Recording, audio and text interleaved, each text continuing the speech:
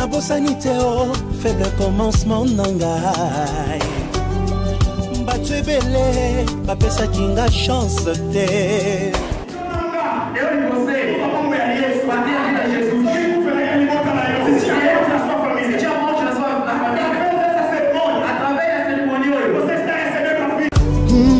Nabosani teo, banguna bajinga kingai.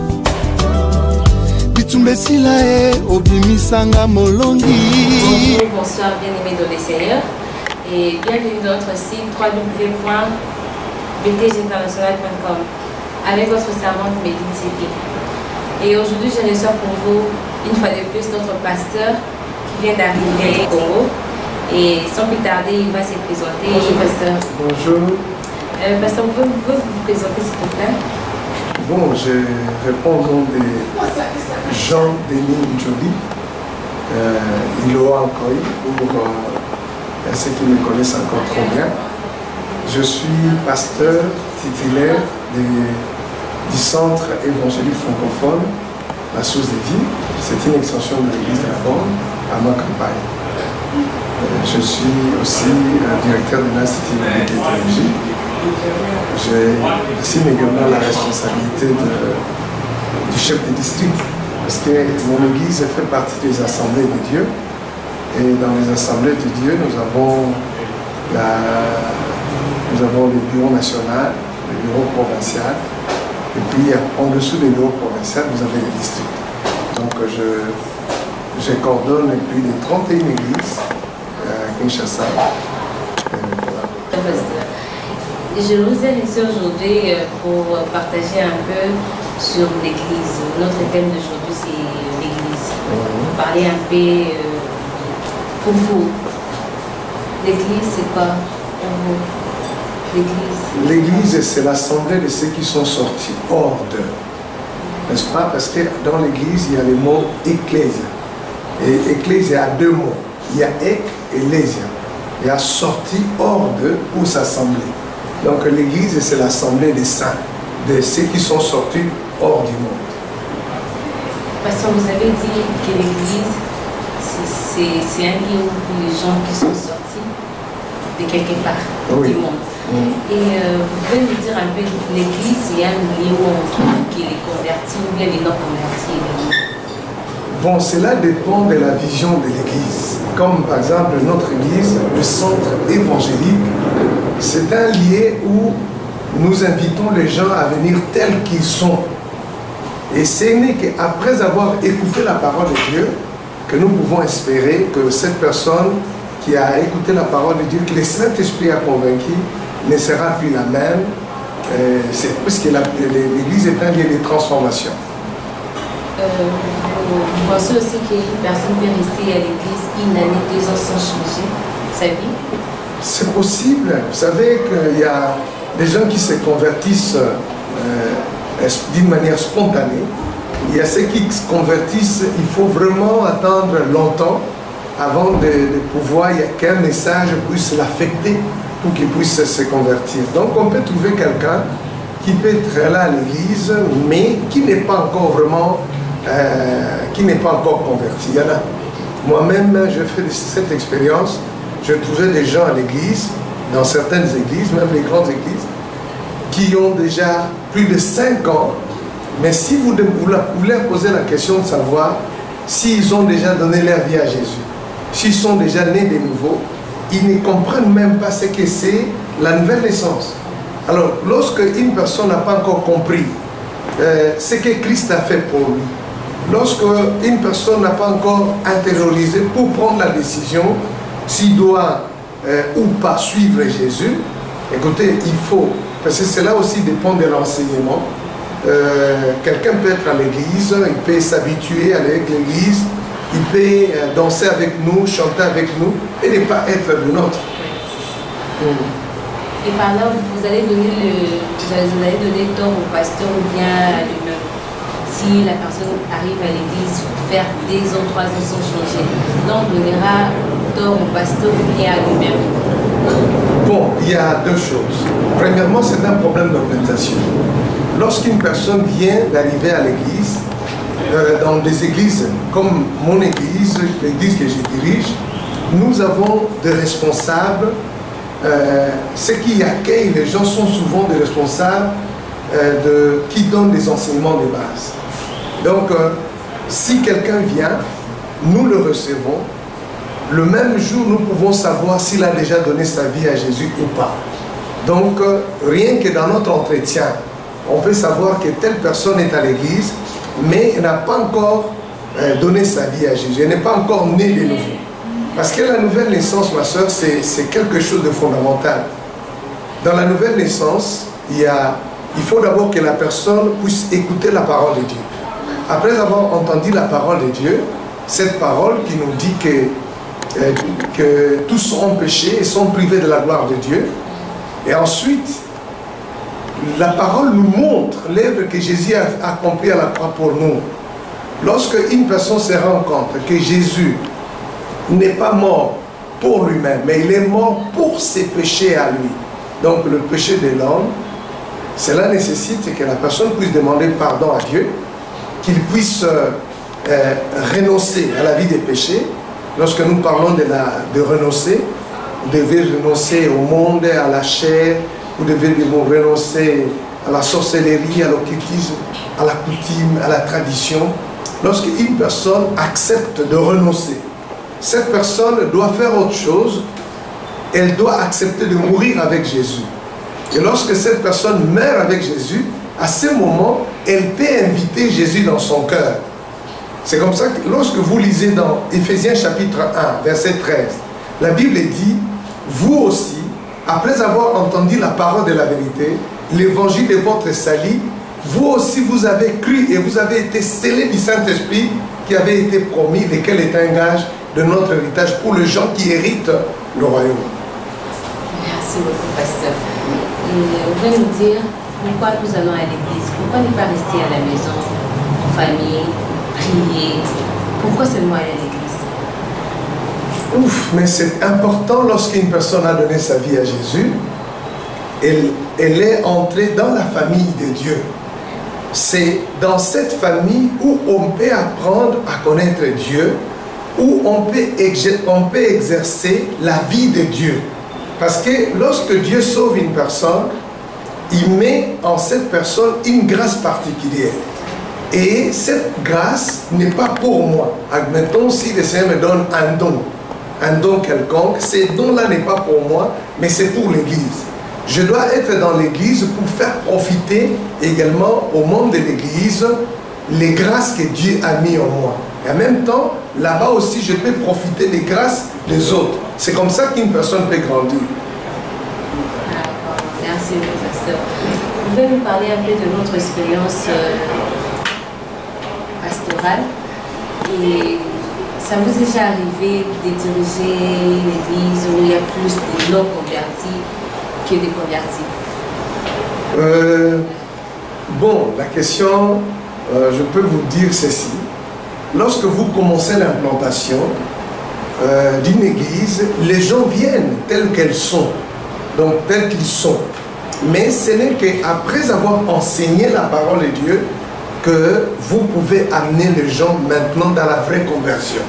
Parce que la vraie conversion demande à ce que la personne puisse mourir en lui-même. Il doit mourir dans son ancienne vie et naître de nouveau.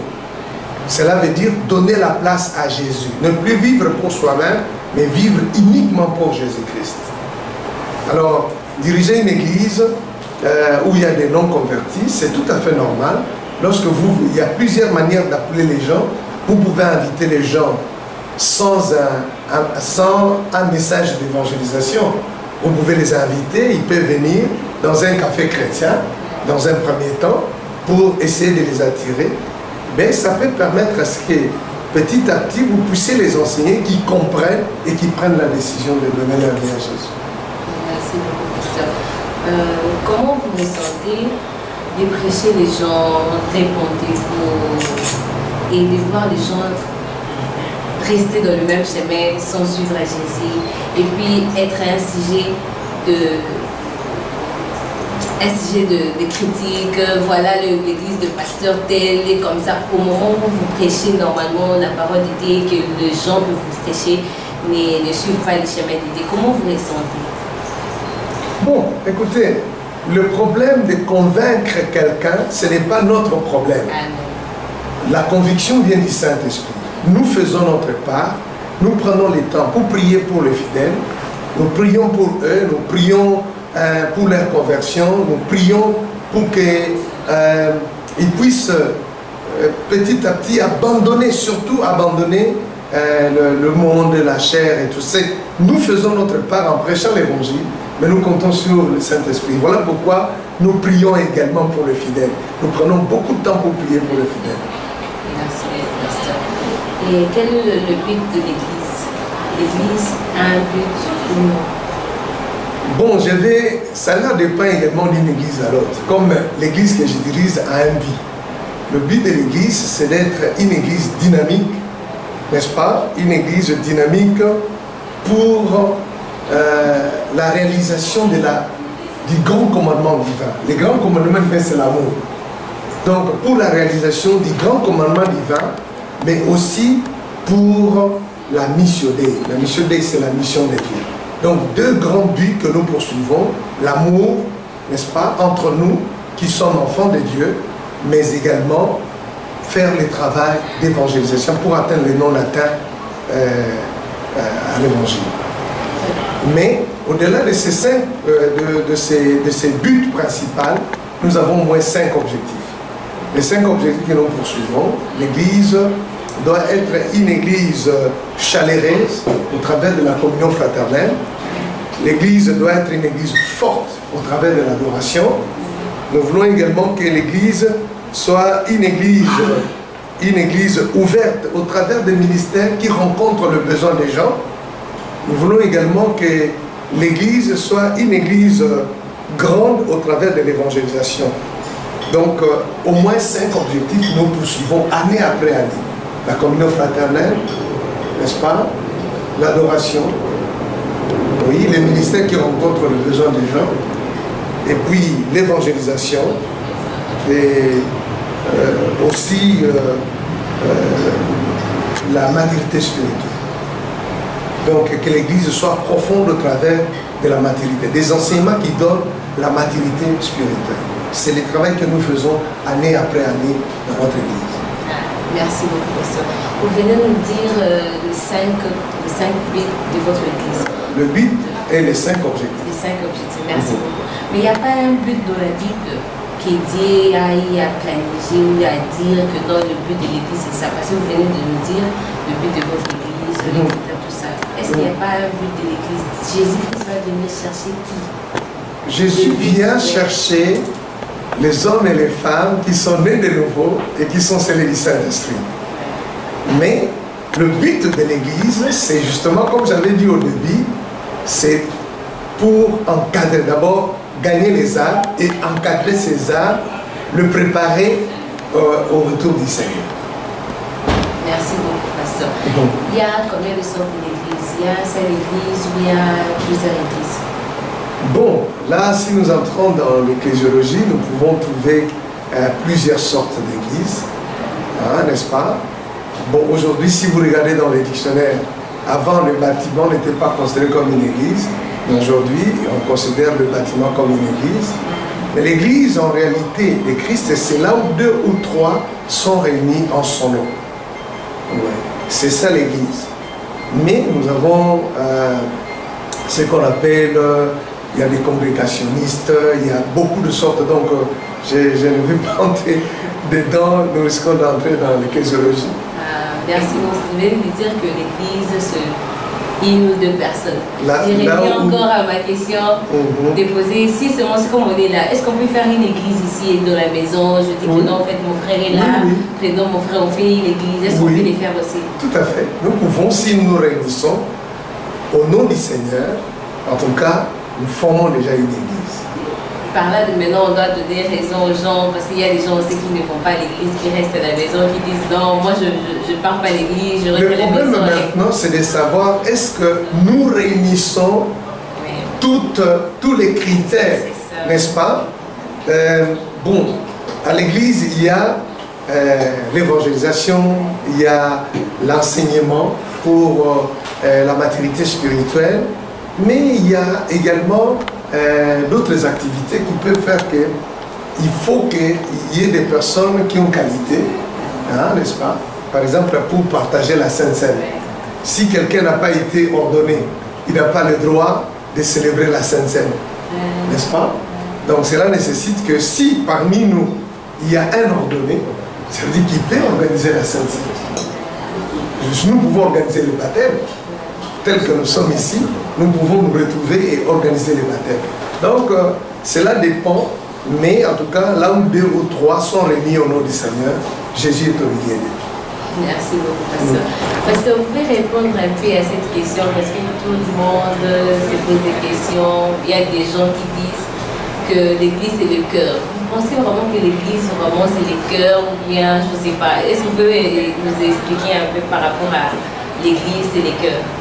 Non, en tout cas, l'église n'est pas le cœur. La Bible dit c'est là où 2 ou 3 sont réunis au nom de Jésus.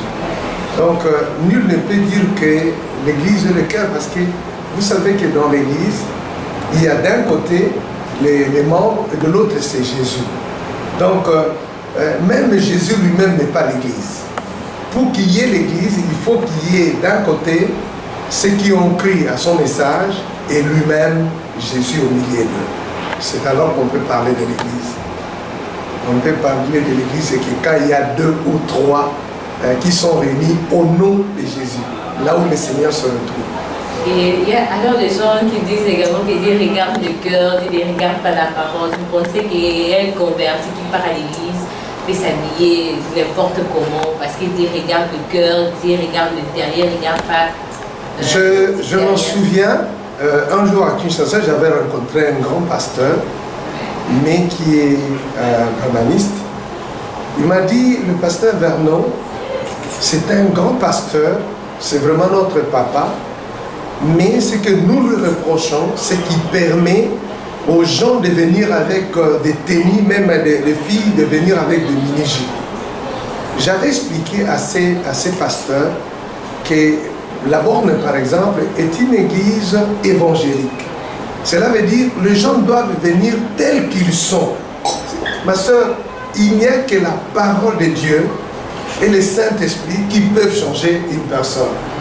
Mais lorsque une personne a écouté la parole de Dieu et que le Saint-Esprit l'a convaincu, elle ne peut plus garder la même tenue, vous allez voir qu'elle va découvrir qu'elle est nue ou qu'il est nu et il va changer de tenue. Mais vous ne pouvez pas prêcher les tenues, commencer par, comme par exemple, si vous allez dans certaines églises, vous arrivez aujourd'hui, on vous oblige de porter une longue robe, on vous oblige de porter des tenues qui montrent que vous êtes déjà chrétien, alors qu'en vous-même, vous n'êtes pas encore chrétien. Alors, vous risquez de tromper les gens. Un frère peut croire que j'ai trouvé une bonne soeur qui est à l'église, alors que la personne n'est même pas convertie. Vous avez commencé par l'accoutrement, au lieu de commencer par de toucher le cœur. Mais c'est juste pour dire que lorsque le cœur est touché, la personne ne peut plus rester la même. Pasteur, il y a une autre question, parce que nous, on est, je sais que vous venez du Congo, nous, on est ici au Brésil. Des fois, les gens disent, oh non, on est au Brésil. Je pense que c'est la culture du pays où l'église, et je ne sais pas, essayez un peu de nous expliquer un peu, parce que des fois, ici au Brésil, il y a des gens qui partent, parce que les Brésiliens partent à l'église, mettent des coachs, tout ça. C'est leur culture. Est-ce que nous, les enfants, on doit suivre la culture biblique ou bien la culture d'un pays? Mais ma soeur, en tout cas, en ce qui concerne l'habillement, il faut faire la part des choses. L'évangile n'a rien à voir avec l'habillement. Je vais vous donner un exemple. Un missionnaire est allé en Inde et quand il est arrivé là-bas, il a trouvé qu'il a prêché l'évangile et les gens se sont convertis. Il a construit une belle église, il a invité les gens à se rendre à l'église. Le premier dimanche, il n'y avait personne. Le deuxième dimanche, il n'y avait personne. Le troisième dimanche, il n'y avait personne. Le missionnaire est allé voir le chef du village pour lui dire, mais comment je vous ai apporté Jésus, je vous ai prêché l'évangile, est-ce que j'ai mal fait? Le monsieur lui a dit, non, vous n'avez pas vous n'avez pas mal fait, nous avons reçu Jésus. Nous aimons Jésus parce que nous savons qu'il est mort pour nous. Il dit, mais j'ai construit l'église pour que vous veniez, pour que je puisse continuer à vous enseigner. Pourquoi vous ne venez pas? Et le chef de lui dit, nous ne pouvons pas venir là-bas parce que nos épouses nous interdisent de venir là-bas parce que vous vous promenez avec une prostituée. Il dit, mais quelle est cette prostituée? Oh, mais la femme qui est à côté de lui. Il dit, non, c'est ma femme, mais je l'ai honorée devant ses parents, devant l'officier de l'état civil, devant l'église. C'est ma femme. C'est ma femme, je l'ai honorée. Il dit, ici chez nous, lorsque une femme s'habille avec une longue robe ou avec des habits qui couvrent tous les corps, en tout cas, on la considère comme une prostituée. Parce que regardez chez nous, les femmes marchent presque le ventre nu, avec des jipettes. Donc elle ne cache rien. Mais la vôtre cache quoi? Elle veut attirer l'attention de tous les hommes pour qu'ils découvrent ce qu'elle cache. Alors le missionnaire était étonné, il dit, il n'y a que ça. Le missionnaire est allé, il a coupé la chemise de sa femme, il a coupé sa jupe, il a pris sa femme, ils se sont promenés, et le dimanche qui venait, l'église était pleine. Parce qu'il s'est identifié à eux aussi. Vous ne pouvez pas les repousser. Si c'est leur mode de vie, écoutez, lorsque l'évangile n'est pas encore pénétré dans le cœur d'une personne, vous ne pouvez pas les juger sur son habit. La même histoire, le missionnaire qui était en Inde va au Congo. Il arrive au Congo, il dit, moi en tout cas nous avons laissé une très grande église en Inde, et comme les Congolais aiment aller partout, elles arrivent là-bas avec leur double paille, elles entrent à l'église, le premier dimanche, il y a eu le murmure. Le deuxième dimanche, l'église était vide. Maintenant, le monsieur qui était, le pasteur qui était resté dans cette église écrit aux missionnaires qui est au Congo. L'église allait très bien, mais depuis que nos sœurs qui sont venues du Congo avec leur double paille sont venues, l'église s'est dispersée, les gens ne répondent plus. Maintenant, regardez, le missionnaire, qu'est-ce qu'il dit? Je veux que tous ceux qui sont en Inde et qui participent dans nos cultes puissent porter des mini-jupes et aussi puissent laisser le ventre dehors. Vous comprenez, n'est-ce pas? Oui. Donc, l'évangile est transculturel. Donc, nous pouvons prêcher l'évangile et trouver les gens tels qu'ils sont. Il n'y a que plus tard, lorsque la parole de Dieu va entrer petit à petit, que ces gens vont comprendre qu'ils ne peuvent pas se laisser s'exposer parce qu'il y a des gens qui sont faibles, ainsi de suite. Mais nous ne pouvons pas attaquer l'accoutrement au détriment de l'évangile. L'évangile n'est pas limité lorsque les gens s'habillent autrement. Même si les gens s'habillent avec des petites jupes, n'est-ce pas? Si l'évangile est puissant, les gens peuvent se convertir. Amen, amen, amen, amen. Merci beaucoup, mon pasteur. Et la dernière question que je peux vous poser, quel est votre but? Le but de votre voyage ici au Brésil? Vous êtes venu ici juste pour, comme on dit en portugais, passer, donc c'est balader un peu? Ou bien il y avait vraiment un but d'évangéliser également dans les églises? Si vous êtes venu pour ça? Comme je vous ai dit au départ, j'ai des grandes responsabilités au niveau du pays. Et pour moi, c'était important que je puisse me détacher un peu. Parce que je ne me suis jamais reposé. Si je suis à Kinshasa, nous ne pouvons même pas causer parce que mon téléphone sonne à tout moment. Et je préférais quitter un peu là-bas pour venir ne fût-ce que pour un mois, n'est-ce pas, changer de place, n'est-ce pas. Ici, lorsqu'on m'invite pour prêcher, ça ne me prend pas beaucoup de temps. Je sais seulement, il suffit que le pasteur me dise voilà le message que nous voulons et nous pouvons libérer le message. Je n'ai pas des gens à recevoir, je n'ai pas des entretiens, je n'ai pas des pasteurs encadrés, je n'ai pas des étudiants, je ne donne pas cours. Je suis comme au repos, quoi. Je suis venu me détendre un peu. Vraiment, pasteur. Vous avez participé également le dimanche à l'église, hein, dans notre église, l'église Péteste. Bon, je commence le séminaire aujourd'hui je vais poursuivre les jeudis et je vais terminer les dimanches, selon le programme que m'a donné le pasteur. Et les dimanches, vous avez senti un peu la différence de notre église ici au Brésil, l'église au Congrès? Non, il n'y a pas de différence, la même chaleur. J'ai trouvé les frères et sœurs qui sont très bien, j'ai trouvé une chorale forte, et puis les pasteurs qui est également un homme de Dieu qui m'a très bien reçu. Non, non, je me suis senti comme si j'étais chez moi. Vraiment. Merci beaucoup, pasteur. Et votre mot de la fin par rapport à ces sujets sur l'église, quel conseil vous pouvez nous donner par rapport à ces sujets sur l'église? Je peux dire que l'église est un lieu de protection. L'église est un lieu